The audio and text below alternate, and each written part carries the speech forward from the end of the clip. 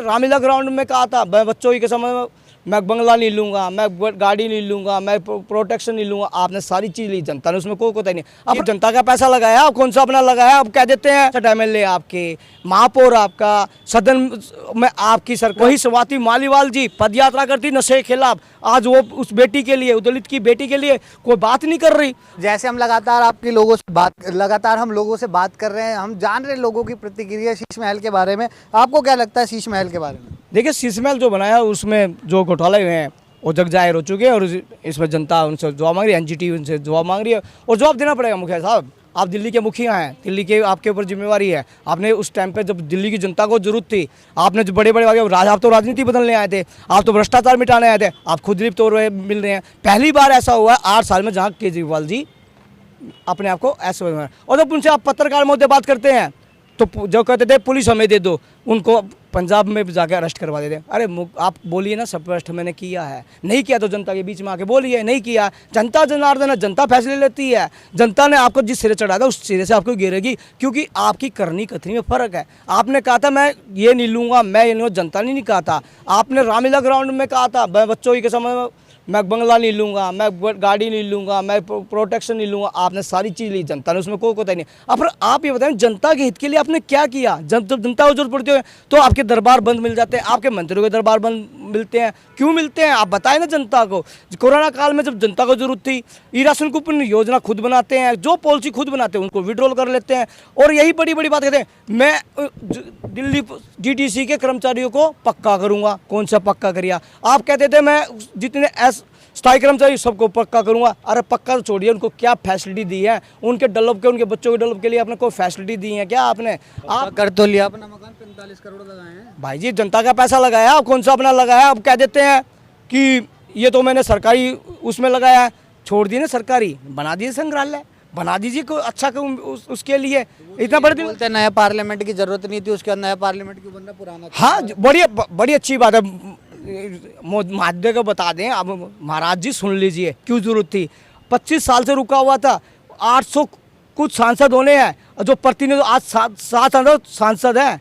आज दिल्ली में ही तो 10-12 सांसद होंगे जो दिल्ली की में आप बात कर रहे हैं। तो जब जनसंख्या बढ़ गई है तो प्रतिनिधित्व भी बढ़ेगा, प्रतिनिधित्व भी चाहिए, तो उनकी संख्या के अनुसार बना है। 546 सांसद 47-43 बैठने की व्यवस्था है, उसमें अव्यवस्था महसूस करते तो ये सेंट्रल वेस्ट आज का नहीं है, नेहरू के टाइम का है, जो अंग्रेज कालों से बन जाना चाहिए था। और जनसंख्या देख ली ना कितनी है, 1 करोड़ 140 करोड़ जनता है, उसमें कितने भागीदार है, कितने लोग हम सांसदों पे उंगली उठा देते हैं, वो कितने को से लोगों से मिल नहीं पाता, कनेक्टिव नहीं पाता।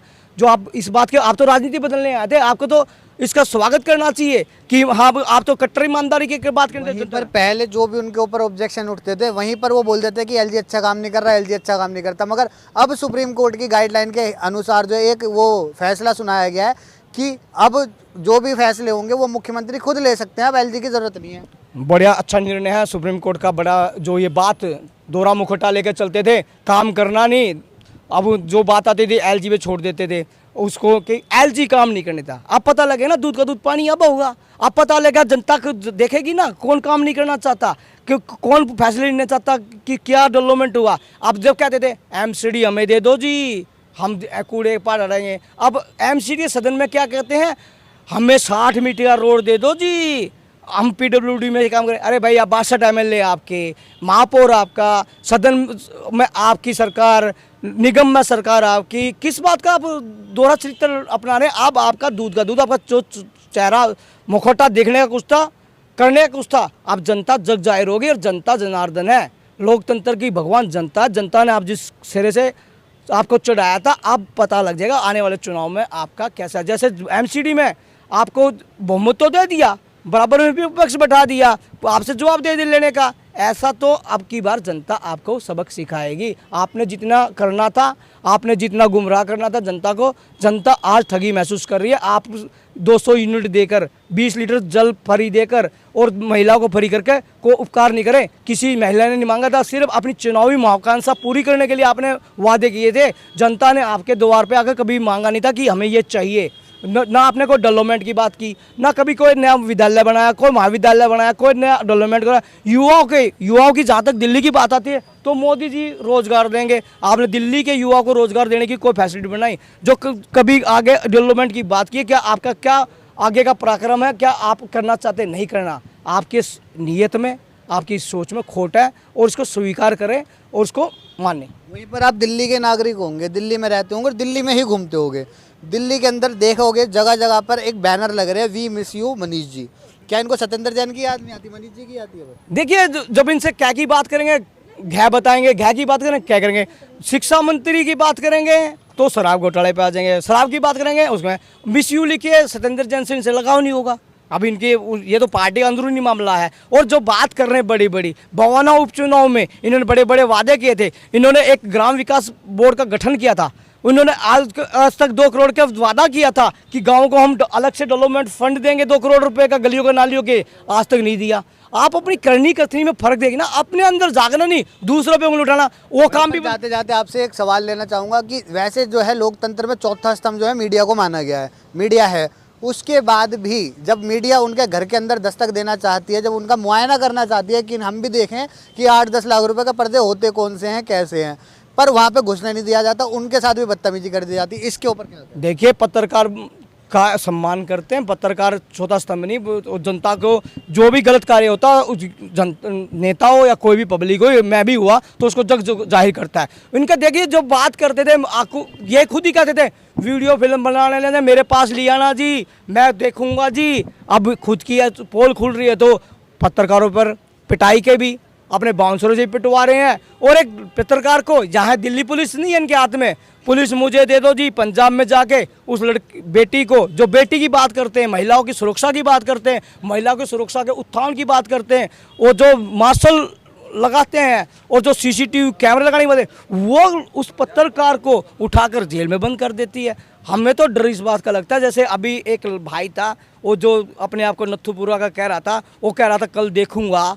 वो ऐसे लोगों को पिलाकर भ्रमित करके, हम डरने वाले नहीं। केजरीवाल साहब आपके क्षेत्र में आते हैं, आपके क्षेत्र की आपने अपने क्षेत्र में कोई काम करो, जनता को बताए ना, जनता साथ है, जनता से बड़ा कोई नहीं है। लोकतंत्र में भगवान जनता, जनता जनार्दन है, जनता का है। और जो जनता के हित की बात करेगी और जो युवाओं की बात करेंगे, दिल्ली की डेवलपमेंट की बात करेंगे, तो युवा आपसे पूछे भीगा, वोट दिया आपको, आपने उनको किसी ने मांगा नहीं थे, खरीदा नहीं है। वोट के नाम पर वो आपसे जवाब भी मांगेगी, हर एक बात का उस भी देखेगी। और जो पत्रकारों के साथ आप कर रहे हैं, तो पत्रकारों के आपके चैनल के माध्यम से सभी पत्रकार एक साथ इकट्ठा होकर बिना भेदभाव के मांगे ना। आप जाइए, सामूहिक प्रेस कॉन्फ्रेंस आप उनकी सुनते हैं, आप खुद प्रेस कॉन्फ्रेंस क्यों नहीं करते जाकर? आप यूट्यूबर को अलग कर देते हैं, आप नेशनल मीडिया को अलग कर देते हैं और इंटरनेशनल को आप साथ जाके, आपके में हिम्मत होनी चाहिए। बेटी आपकी थी, पहले वो भारतीय है, वो बेटी है किसी घर की, उसके बाद वो पत्रकार है। आप पत्रकार को छोड़ के उस बेटी के लिए,